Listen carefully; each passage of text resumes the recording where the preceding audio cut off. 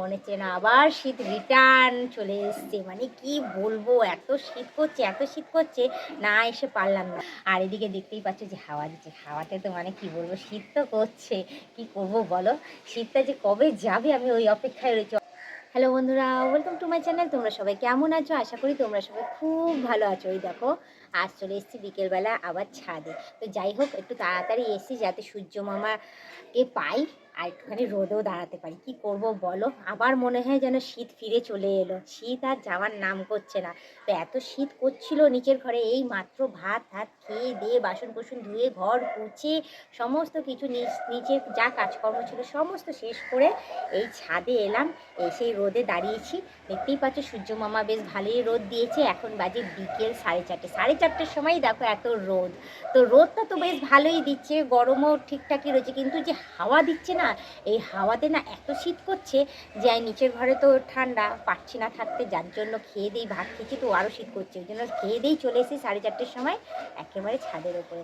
মনে হচ্ছে না আবার শীত রিটার্ন চলে এসছে। মানে কি বলবো, এত শীত করছে, এত শীত করছে, না এসে পারলাম না। তার মধ্যে বেলায় স্নান করেছি, চুল পুরো আমার ভিজা, দেখো পুরো ভেতরে ভেতরে ভিজা। ভেবেছি যে চুলটা যখন ছোট করে ফেলেছি আগের তুলনায় একটুখানি, তো অ্যাটলিস্ট শুকিয়ে যাবে তাড়াতাড়ি, কিন্তু দেখলাম যে খেয়ে দিয়ে উঠেও দেখছি যে ভেতরে ভেতরে দেখো পুরো ভিজা, এখানটাতে পুরো মাথা ফাতা সব ভিজা। দেখলাম শুকায়নি। এবার ভাবলাম যে যাই, ছাদে চলে যাই, একটুখানি রোদও পোয়াবো, একটুখানি ঘুরবো, আর চুলটাও এদিকে শুকিয়ে নেবো।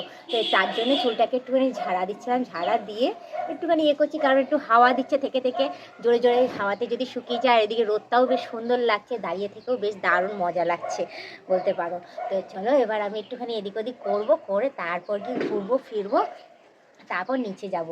আর এদিকে দেখতেই পাচ্ছ যে হাওয়া দিচ্ছে, হাওয়াতে তো মানে কি বলবো, শীত তো করছে, কি করব বলো।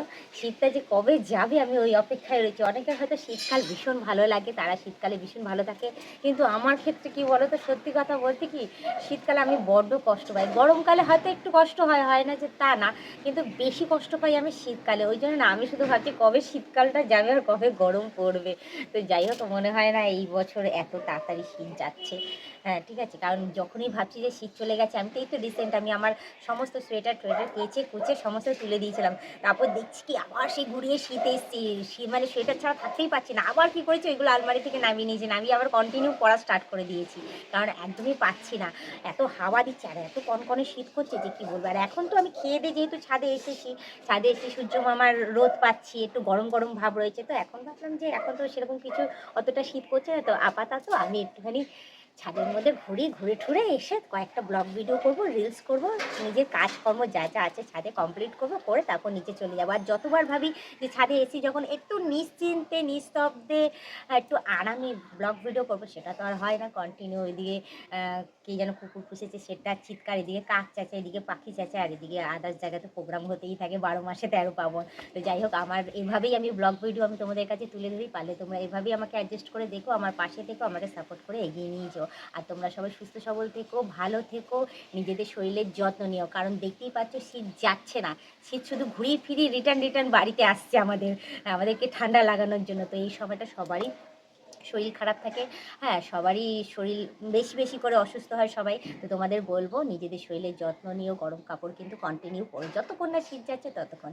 তো যাই হোক, বেশি কথা না বাড়ি, শুধু এইটুখানিই বলবো, তোমরা যারা যারা নতুন আমাকে দেখছো তারা অতি অবশ্যই আমাকে সাবস্ক্রাইব করে দিই, বেল আইকনটা টুক করে টিপে দিই, অল নোটিফিকেশানটা অন করে দিই। আর যারা এখনও পর্যন্ত মেম্বারশিপটা নাওনি তারা তাড়াতাড়ি করে মেম্বারশিপটা নিয়ে নাও, পারলে তোমাদের বন্ধু বান্ধব যতজন আছে সবাইকে বলে মেম্বারশিপটা না জানিলে ভালো কথা, নাহলে তোমরাই দেখতে থেকো, তোমরাই টিকে থেকো, এভাবে আমাকে হেল্প করে যাও। আর আমাকে এই ড্রেসটা পরে কেমন লাগছে, ভালো লাগছে তো অতি অবশ্যই কিন্তু কমেন্টে জানিও।